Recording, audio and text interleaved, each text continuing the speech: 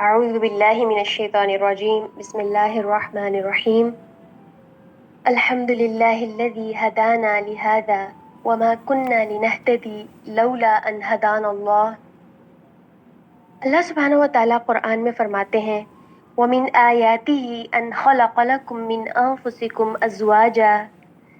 أَنفُسِكُمْ أَزْوَاجًا لِتَسْكُنُوا إِلَيْهَا وَجَعَلَ بَيْنَكُم مَّوَدَّةً وَرَحْمَةً. اور اللہ کی نشانیوں میں سے ہے کہ اس نے تمہارے لیے تم میں سے بیویاں پیدا کیں تاکہ تم ان سے سکون حاصل کرو اور تمہارے درمیان محبت اور مودت رکھ دی. ذرا سوچئے، سکون، مودت اور رحمت یہ تو نکاح کا اصل حسن تھا نا. لیکن آج اکثر جوڑے ایک ہی گھر میں رہتے ہوئے ایک ہی چھت کے نیچے ہیں، لیکن دلوں میں جو فاصلے ہیں وہ کئی میل کے ہیں. اور اکثر ہم جو ہسبینڈ وائف ہیں ان سے یہ کچھ جملے سننے کو ہمیں ملتے ہیں. شوہر کہتا ہے میں کتنا بھی کچھ کر لوں یہ مجھ سے خوش ہو ہی نہیں سکتی. گھر سکون کے لیے آتا ہوں مگر بے سکونی اور شکایتیں ہی سننے کو ملتی ہیں. اور جب کوئی بات سمجھانے لگوں تو الٹا ڈیفینڈ کرنے لگتی ہیں، بہت زیادہ بحث کرنے لگتی ہیں. میری تو بس کوئی عزت ہی نہیں ہے اور میرے جذبات کی تو بس کوئی قدر ہی نہیں ہے نا. بچوں اور اپنے کاموں میں ہی لگی رہتی ہے یہ. پھر دوسری طرف ہم دیکھتے ہیں کہ ایک بیوی کیا کہتی ہے، وہ کہتی ہے کہ یہ میری بات تو سنتے ہی نہیں ہے. اگر میں کوئی بات بول بھی دوں تو آگے سے صرف خاموشی ملتی ہے مجھے.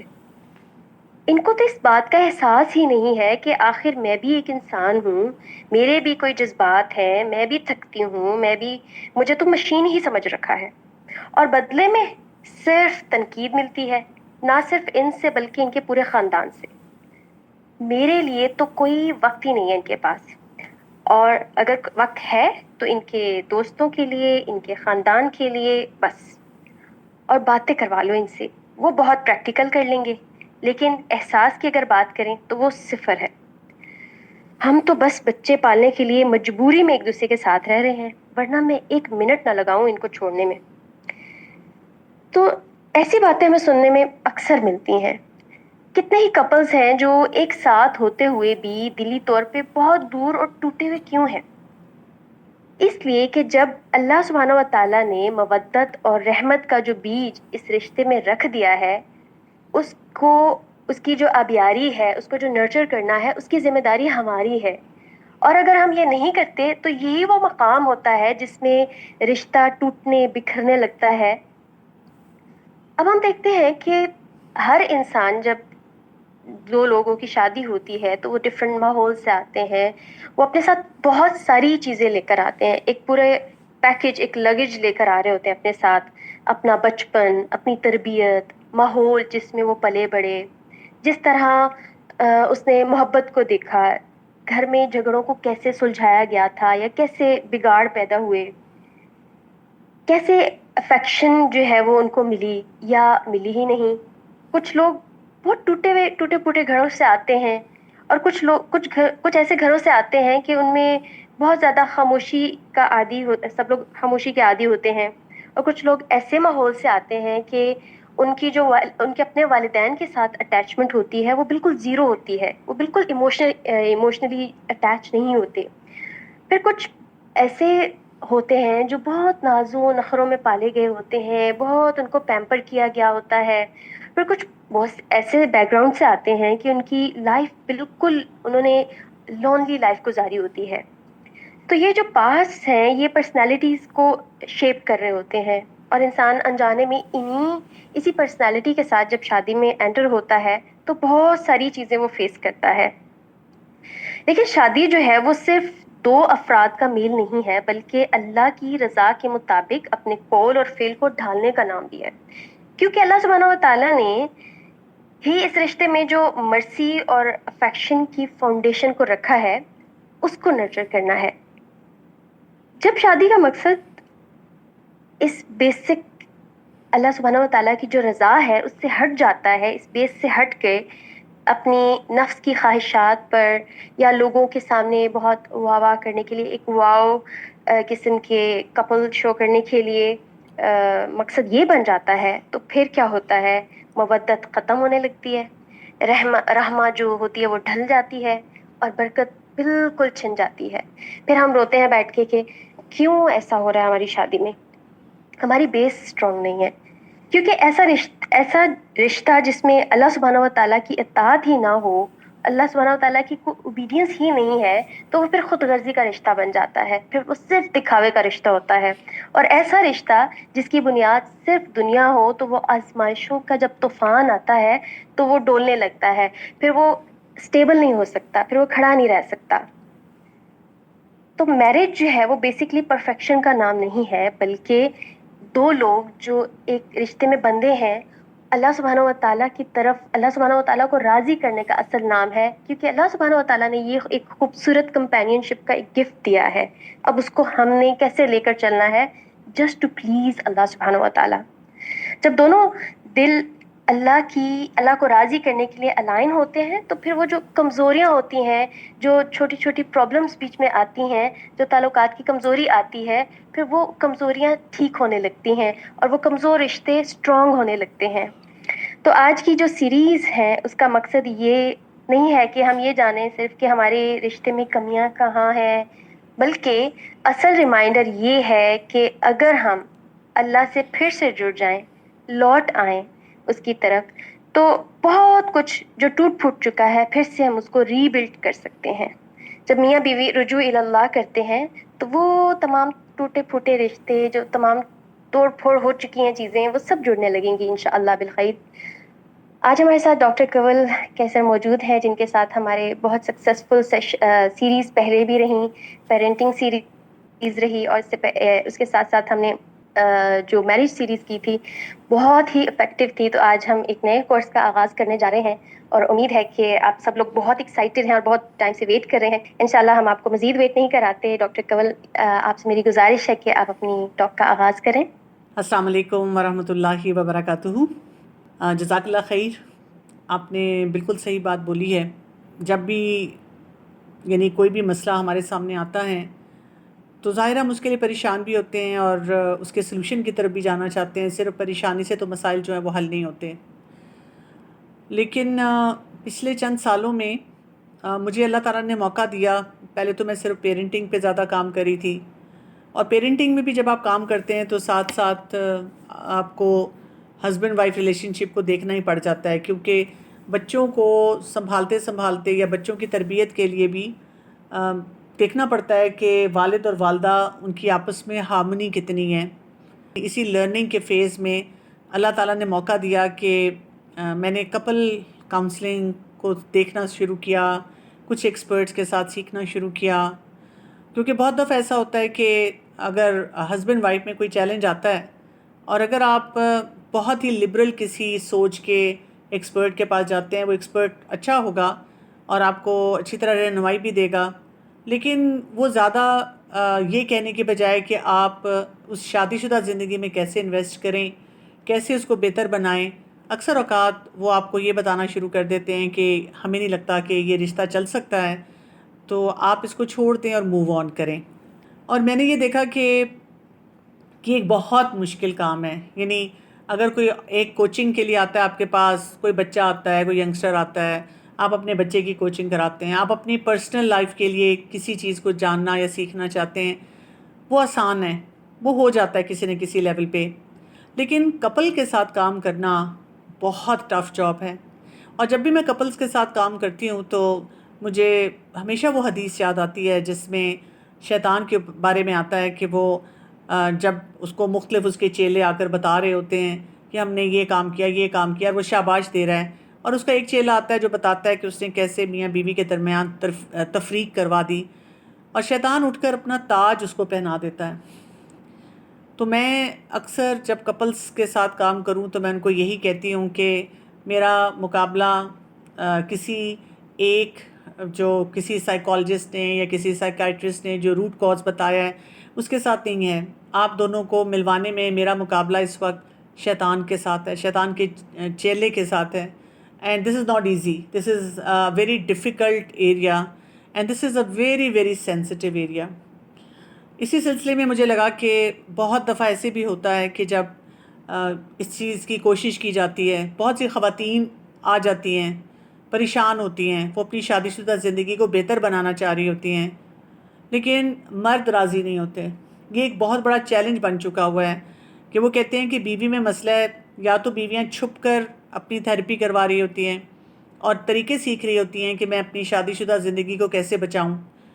ساتھ ساتھ یہ بھی دیکھا گیا ہے کہ اگر کبھی کبھی کوئی ہسبینڈ اتنا کوآپریٹو ہو کہ وہ سوچتا ہے کہ ہاں مجھے اپنی بیوی کو سپورٹ کرنا ہے، تو اس کی سپورٹ اتنی ہی ہوتی ہے کہ وہ کہتا ہے کہ تم تھیراپی میں جاؤ، اور کیونکہ تمہارا مسئلہ ہے تم اس کو ٹھیک کرو۔ ہم یہ انڈرسٹینڈ نہیں کرتے کہ تالی دو ہاتھوں سے بجتی ہے۔ ہاں، ایک ہاتھ ضرور پہلے آئے گا، کبھی شوہر کا کبھی بیوی کا، لیکن وہ بجیں گے اور بجنے کے لیے تیار ہوں گے تو تالی بجے گی۔ تو اسی وجہ سے یہ بھی چیلنج آتا ہے کہ ہر شخص ہر کوچنگ کو افورڈ بھی نہیں کر پاتا، اور میری کوشش ہوتی ہے کہ گاہے بگاہے جہاں میں پرسنلائزڈ کام کرتی ہوں تو ایسی ایفرٹ بھی کی جائے کہ جنرل ماسز کو کچھ نہ کچھ سکھایا جائے، اور وہ جو بھی فری، اوتھینٹک اور قرآن اور سنت کے نزدیک ترین کوئی کنٹینٹ ہے اس سے فائدہ حاصل کر سکیں۔ تو میں دعا کے ساتھ آج کا سیشن جو ہے اس کا آغاز کرتی ہوں۔ نحمدہ و نصلی علی رسولہ الکریم، اما بعد، فاعوذ باللہ من الشیطان الرجیم، بسم اللہ الرحمن الرحیم، رب اشرح لی صدری ویسر لی امری واحلل عقدۃ من لسانی یفقہوا قولی۔ شادی شدہ زندگی میں نا جذبات ہمارے لیے ایک بہت بڑا بیریئر بن جاتے ہیں۔ ابھی آپ کے سامنے سورہ روم کی آیت رکھی گئی کہ شادی شدہ زندگی میں سکون ہو، مودہ ہو، رحمت ہو، اور یہ جذبات سیٹلڈ ہوں تو تب آتا ہے۔ تو یہ ہم 8 سیشنز کا جو کہ ویکلی ہوگا ایک قسم کا آپ کو کورس کروا رہے ہیں، جس میں میرا فوکس جذبات کو سیٹل کرنے پہ ہوگا۔ میں چاہتی ہوں کہ سب لوگ جو سنیں وہ اس معاملے میں اپنے جذبات پہ فوکس کریں، اور جیسے جیسے آپ دیکھیں گے کہ آپ کے جذبات سیٹل ہونا شروع ہو جائیں گے تو بہت سے آپ کے جو معاملات ہیں آپس میں وہ انشاءاللہ درستگی کی طرف جائیں گے۔ لیکن یہ میں ساتھ ساتھ ضرور کہوں گی کہ جب آپ اپنے جذبات پہ کام کر رہے ہیں تو آپ نے رقیہ ضرور سننا ہے، اسپیشلی اگر آپ کے گھر میں بہت مسئلے ہیں۔ صبح شام کی دعائیں نہیں بھولنی ہیں، اپنی نمازوں کا صحیح اہتمام کرنا نہیں بھولنا ہے، اور اس کے علاوہ ہر وہ دعا جو آپ کو حفاظت دے، آپ کے دل کو نرم کرے، وہ آپ نے ضرور پڑھنی ہے۔ یعنی جتنے نیکی کے کام آپ بڑھائیں گے، جتنا آپ قرآن اور سنت کے قریب ہوں گے، تو آپ دیکھیں گے کہ یہ جو شیطانی کام ہے نا، یہ آٹومیٹیکلی ہم سے دور ہونا شروع ہو جاتے ہیں۔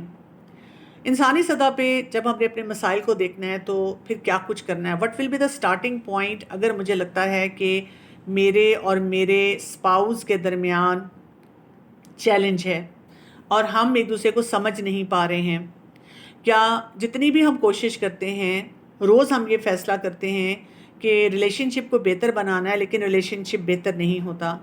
اور اگر آپ دیکھیں گے ہم اس وقت ایسے فتنے کے دور میں رہ رہے ہیں جہاں پر جو ریلیشن شپس ہیں نا وہ بہت کیجول ہوتے جا رہے ہیں۔ یعنی ایک زمانہ تھا کہ اگر کسی کی بات بھی پکی ہوتی تھی تو اس کو حرف آخر سمجھا جاتا تھا، اس کے فائدے بھی تھے، نقصان بھی تھا، لیکن فائدہ یہ تھا کہ لوگ سوچ سمجھ کر فیصلے کرتے تھے اور پھر ان کو نبھانے کے لیے حد الوسع کوشش کرتے تھے۔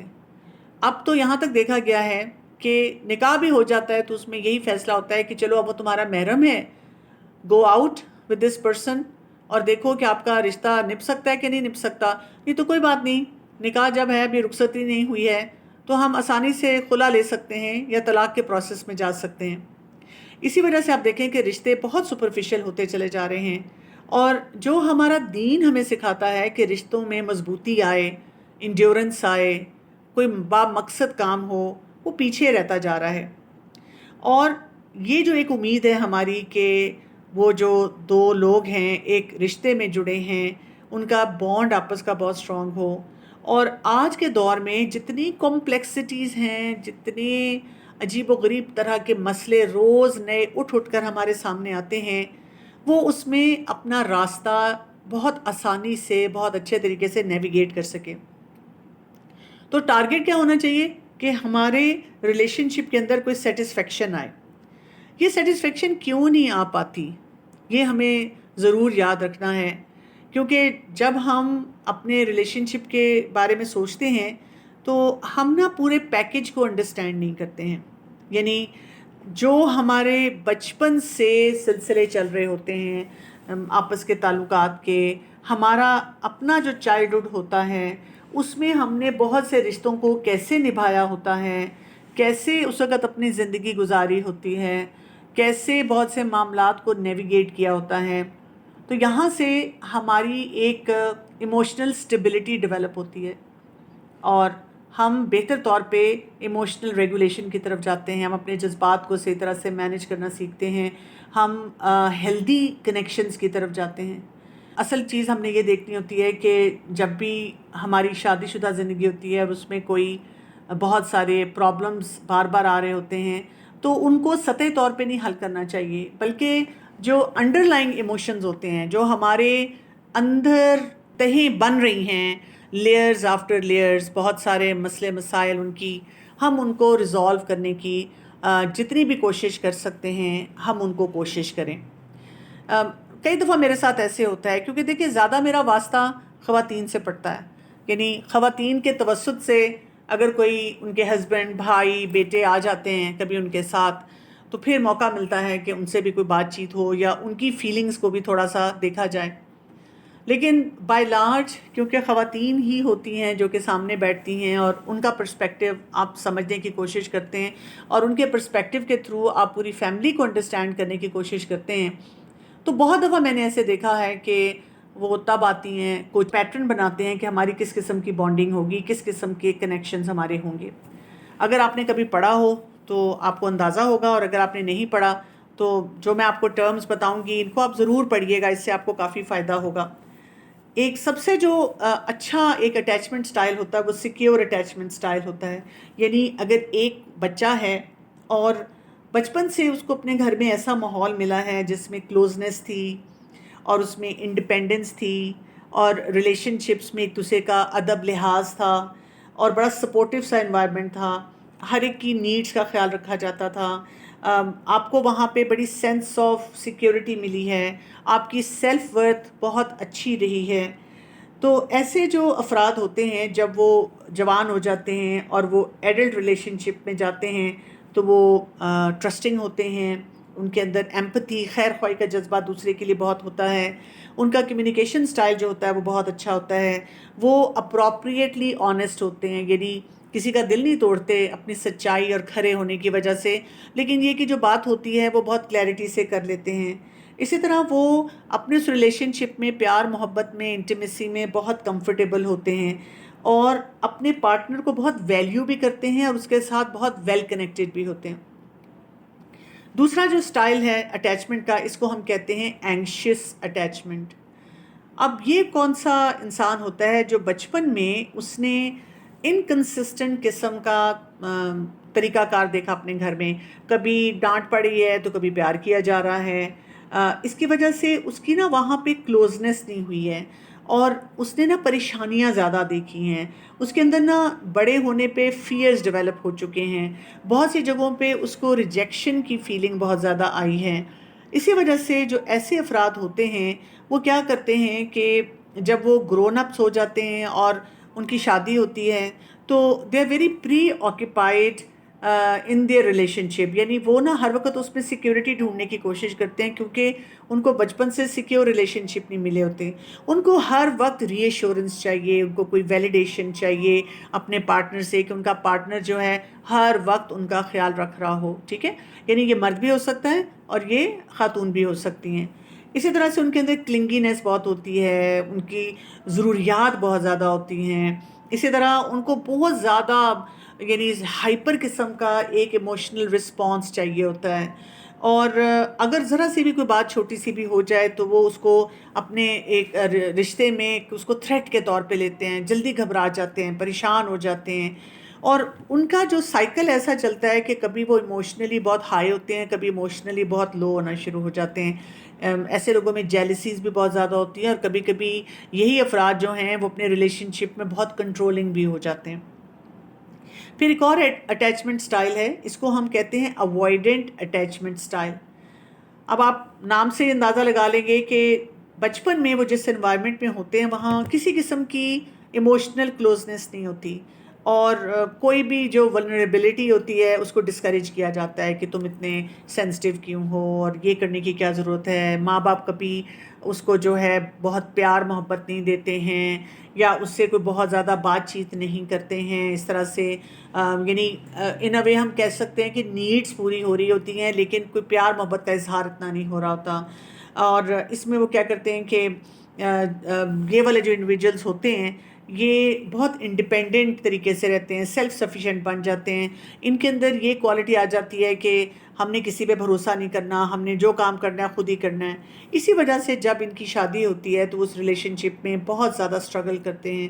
کیوں؟ اس لیے کہ یہ ایموشنلی ڈسٹینٹ ہوتے ہیں، دور رہتے ہیں اپنے پارٹنر سے. پھر اسی طرح سے یہ بہت الوف سے ہوتے ہیں، بہت زیادہ یعنی وڈران سے لگتے ہیں. آپ کو کئی دفعہ لگتا ہے کہ ان کے کوئی جذبات نہیں ہیں، ان کو کوئی چیز محسوس نہیں ہوتی ہے.